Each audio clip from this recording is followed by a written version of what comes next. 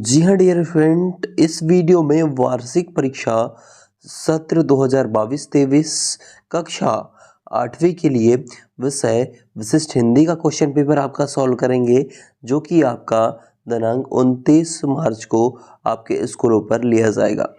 और यकीन मानिए छात्रों, इस वीडियो को देखने के बाद आप पेपर में टॉप करने वाले हो। कुछ इसी तरीके से आपका क्वेश्चन पेपर आने वाला है। पूरा क्वेश्चन पेपर मेरे पास है। किस तरीके से आपका क्वेश्चन पेपर आना है, सारा कुछ आपको इस वीडियो में बताया जाएगा।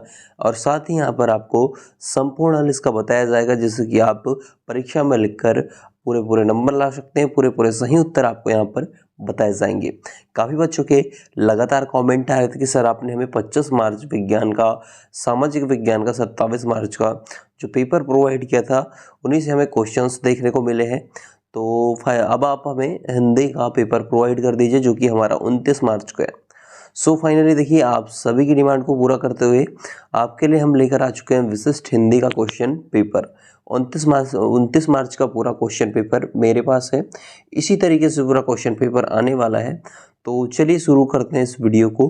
और जो बच्चे चैनल पर नए हैं तो चैनल को सब्सक्राइब ज़रूर करेंगे, क्योंकि इसी तरीके से बैक टू बैक आपको यहाँ पर सभी पेपर्स प्रोवाइड करवाए जाएंगे।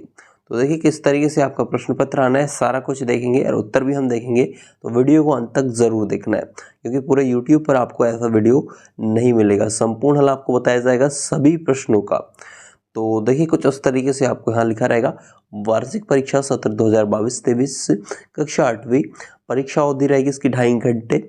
और विषय आपका विशिष्ट हिंदी, विशिष्ट हिंदी का है। इस तरीके से आप यहाँ सैटरडे डैश देख सकते हैं। पूर्णांक है आपका 60 अंक और कुल प्रश्न संख्या है 24। तो यदि आप भी 60 में से 60 अंक लाना चाहते हैं आपका एक भी नंबर कम ना हो, तो इस वीडियो को छात्रों लास्ट तक जरूर देखिएगा। साला के नाम में देखिए आपको यहाँ पर स्कूल का नाम, यहाँ पर डाइस कोड, परीक्षा केंद्र का नाम, जिस भी परीक्षा केंद्र पर आप परीक्षा दे रहे हैं, और यहाँ पर परीक्षा का दिनांक हो जाएगा 29 मार्च 2023।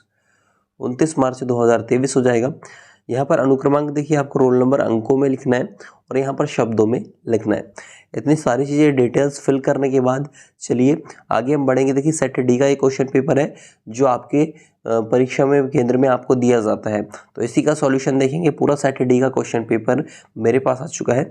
चलिए इसके पश्चात देखिए कुछ इस तरीके से निर्देश है आपका, उपरोक्त की पूर्ति परीक्षार्थी स्वयं करे। प्रश्नों के उत्तर प्रश्न के नीचे आगे दिए गए स्थान में निर्देश अनुसार लिखे जाए। इस प्रकार से कुछ निर्देश हैं।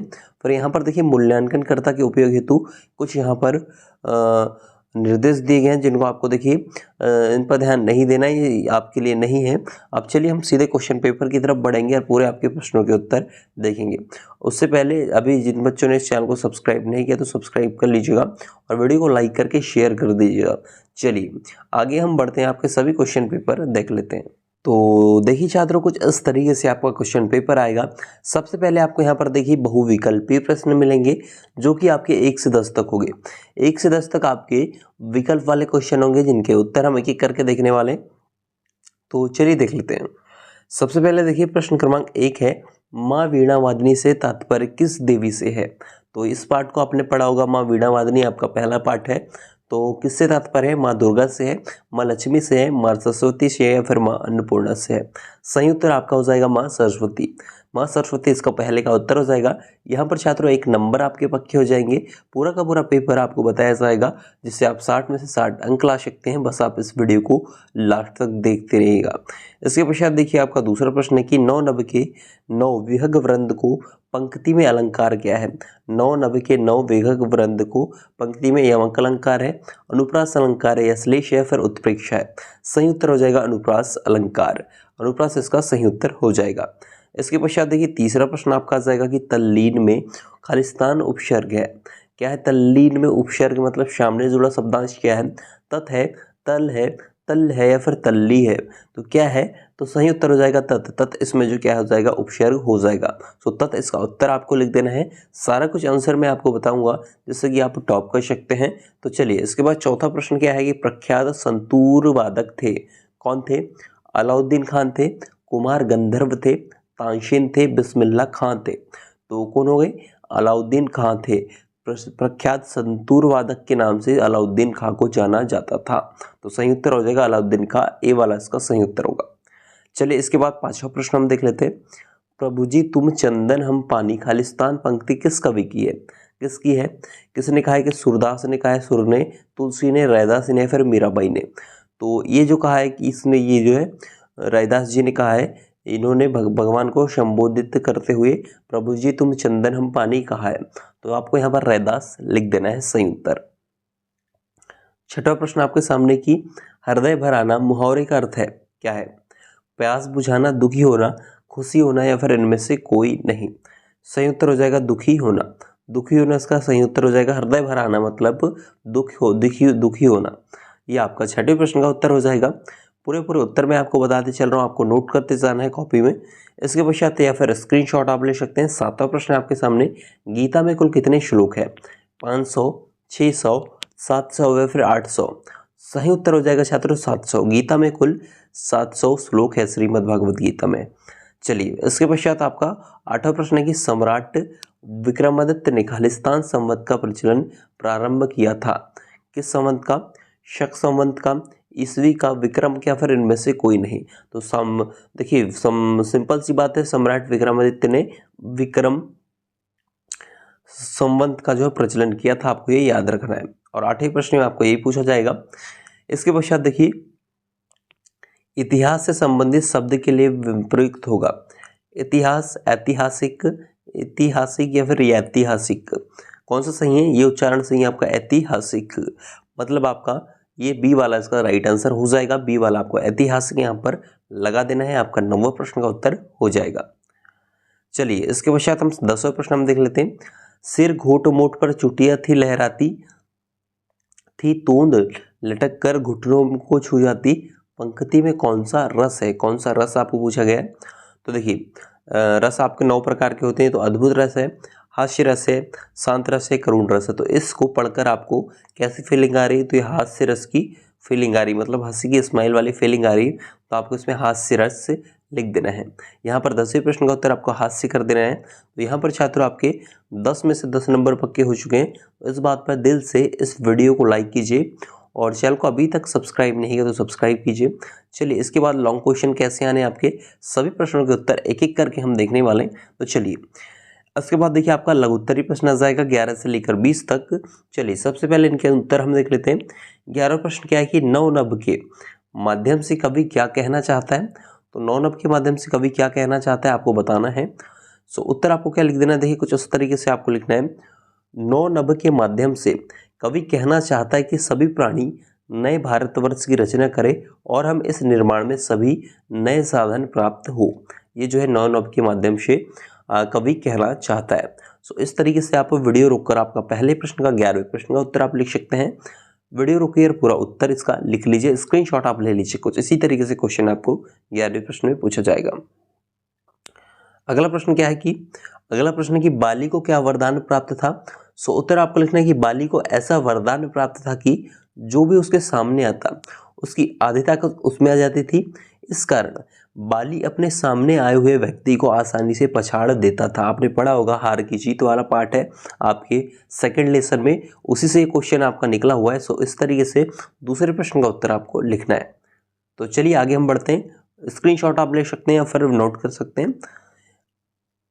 13वां प्रश्न आपके सामने आ जाएगा कि सरस्वती किस संगीतज्ञ के गले में विराजमान मानी जाती है? सही उत्तर हो जाएगा संगीतज्ञ लता मंगेशकर के गले में सरस्वती स्वयं विराजमान मानी जाती है। जो संगीतज्ञ जो कोकिला लता मंगेशकर जी थी, उनके गले में जो है क्या है, सरस्वती जी विराजमान मानी जाती है, ऐसा बोला जाता है, क्योंकि उसकी आवाज़ बहुत ही मधुर है। इसके पश्चात देखिए आपका 14 नंबर का क्वेश्चन आ जाएगा कि डॉक्टर चंद्रा को सामान्य ज्वर के बाद कौन सी बीमारी हो गई थी? सो उत्तर लिखना है कि डॉक्टर चंद्रा को सामान्य ज्वर के बाद पक्षाघात की बीमारी हो गई थी, जिससे गर्दन के नीचे उनका सर्वांग अचल हो गया। इस तरीके से आपको यहाँ पर 14 नंबर के क्वेश्चन का उत्तर लिख देना है। वीडियो रोककर आप पूरा इसका स्क्रीनशॉट ले सकते हैं। इसके बाद देखिए छात्रों आपका 15वां प्रश्न आ जाएगा कि मुफ्तखोरों के सरताज किसे कहा गया है? सो उत्तर आपको लिख देना है कि मुफ्तखोरों के सरताज मुक्तानंद को कहा गया है, जो कि किसी भी वस्तु को प्राप्त करने के लिए पैसा खर्च करना नहीं चाहते, वे मुफ्त में ही प्राप्त वस्तुओं का आनंद उठाते हैं। मुक्तानंद वाला पार्ट पढ़ा होगा आपने, ये उसी से आपका क्वेश्चन निकला हुआ है। सो इस तरीके से आपको उत्तर मैंने बता दिया, वीडियो रोककर आप पूरा उत्तर लिख लीजिएगा। 16 प्रश्न आपके सामने बच्चों, कि पटना के पास किन किन नदियों का संगम हुआ है। सो देखिए इस तरीके से आपको पटना के पास गंगा, सोन और गंडक नदियों का संगम हुआ है। तो इस तरीके से आपको 16वें प्रश्न का उत्तर लिखना है, सोन, गंगा, सोन, गंडक नदी, तीन का जो संगम हुआ है पटना के पास। चलिए इसके पश्चात 17वां प्रश्न आपके सामने है कि अमृता देवी का नारा क्या था। अमृता देवी का नारा क्या था, तो उन्होंने क्या बोला था, पेड़ों से लिपट कर वह कहती रही, सिर सांटे पर रुक रहे हैं तो सस्तो जान। यही अमृता देवी का नारा था, सिर सांटों पर रुके रहे तो भी सस्तो जान। ये आपका 17वें प्रश्न का उत्तर हो जाएगा। वीडियो रोककर आप पूरा उत्तर लिख सकते हैं। चलिए इसके पश्चात हम देख लेते हैं आपका 18वां प्रश्न क्या है, वृद्धा मंदिर के पास क्या काम करती थी। सो उत्तर आपको लिख देना है, वृद्धा वह बूढ़ी औरत मंदिर के पास उसके दरवाजे पर फूलों की माला बेचा करती थी। इसका सही उत्तर हो जाएगा। सो वीडियो रोककर आप पूरा इसका उत्तर लिख सकते हैं। चलिए इसके पश्चात 19वें प्रश्न का उत्तर हम देख लेते हैं, महेश्वर का प्राचीन नाम क्या है। तो बच्चों इस तरीके से लिखना है, महेश्वर का प्राचीन नाम माहेश्वरी अथवा महिष्मती है। इसका राइट आंसर है 19वें प्रश्न का। चलिए 20वां प्रश्न हम देख लेते हैं। 20वां प्रश्न है कि राजा के प्रथम 2 महलों में जो लोग मिले थे वो कौन थे। तो इसमें आपको उत्तर लिखना है, राजा के प्रथम 2 महलों में जो लोग मिले उनमें क्रमशः 17-18 वर्ष का एक युवक और 19-20 वर्षीय अदिति सुंदर कन्या थी। ये सही उत्तर हो जाएगा 20वें वाले प्रश्न का। सो वीडियो रोकिए, पूरा उत्तर आप नोट कर लीजिए। इसी तरीके से आपको क्वेश्चन पेपर पूछा जाएगा इसी पैटर्न में। तो बच्चों देखिए 20वें प्रश्न के बाद आपके दीर्घोत्तरीय प्रश्न स्टार्ट हो जाएंगे, जो कि आपके 21 से 24 तक रहेंगे। चलिए एक एक करके इनके भी उत्तर हम देखने वाले हैं। सो इसके बाद देखिए 21वां प्रश्न आ जाएगा कि कवि माँ सरस्वती से क्या वरदान चाह रहा है। तो उसका राइट आंसर आपको लिख देना है कि कवि माँ सरस्वती से वरदान चाहता है कि संपूर्ण भारतवर्ष में स्वतंत्रता की नई भावना का अमर मंत्र भर जाए, प्रत्येक व्यक्ति के हृदय से विभिन्न स्तर से अज्ञान का अंधकार दूर हो जाए तथा सर्वत्र ज्ञान की ज्योति का झरना बहने लगे, मन के विकार दूर हो जाए, अज्ञान का अंधकार नष्ट हो जाए तथा समस्त संसार ज्ञान के प्रकाश से चमक उठे, संपूर्ण भारत नई प्रगति प्राप्त करके गीत और छंद के क्षेत्र में नवीनता प्राप्त करे। ये जो है कवि जो है माँ सरस्वती से वरदान चाह रहा है। सो इस तरीके से वीडियो रोककर आप पूरा 21वें प्रश्न का उत्तर नोट कर लीजिएगा। चलिए तो इसके बाद देखिए 22वां प्रश्न आता है कि सामने वाले की आधी ताकत अपने में खींच लेने की शक्ति हमें सब में कैसे है। सब में कैसे, जैसे बाली को प्राप्त थी हमें भी हो सकती है, वो कैसे आपको बताया जाएगा। तो चलिए यहाँ पर उत्तर आपको लिखना है कि सामने वाले की आधी ताकत अपने में खींच लेने की शक्ति हम सब में है। यह शक्ति आत्मविश्वास की है। यह शक्ति हम सबको प्राप्त है, परंतु हम सबको अपनी इस आत्मशक्ति की पहचान नहीं है और ना ही उसका उपयोग ही किया है। इस आत्मशक्ति का विकास विश्वास से होता है। हमें अपने लक्ष्य को प्राप्त करने के लिए अपनी सामर्थ्य विश्वास पैदा करना होगा। हम अपने विरोधियों से सदा पिटते रहते हैं। इसके आगे लिखना है कि क्योंकि उनके द्वारा पीटे जाने पर जो है हमने अपने लिए अनिवार्य मान लिया है। सब इसलिए हुआ है कि हमारे अंदर कायरता और आत्मीयता में स्थान बना लिया है, जिससे हम डरपोक हो गए। नहीं तो हमें भी यदि आत्मविश्वास रहेगा तो हमें भी सामने वाली की आधी ताकत खींचने की जो है शक्ति है। ये आपको इस तरीके से लिख देना है। 22वें प्रश्न का उत्तर है। चलिए आगे हम बढ़ते हैं। आपका 23वां प्रश्न क्या है छात्रों, इस तरीके से आपका आएगा, जहाज का पक्षी किस बात का प्रतीक है। जहाज का प्रतीक किस बात का प्रतीक है, आशा स्पष्ट कीजिए।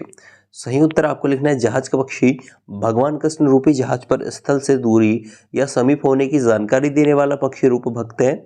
जिस तरह समुद्र से यात्रा करने वाले जहाज से जमीन किधर है और कितनी दूरी पर है इसकी जानकारी लेने के लिए पक्षियों को छोड़ा जाता था।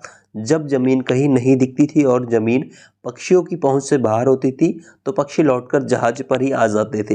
यदि जमीन दूरियां समीप होती थी तो पक्षी उसी दिशा में उड़ते हुए चले जाते थे और वह जमीन ही उनकी शरण स्थल बन जाती थी।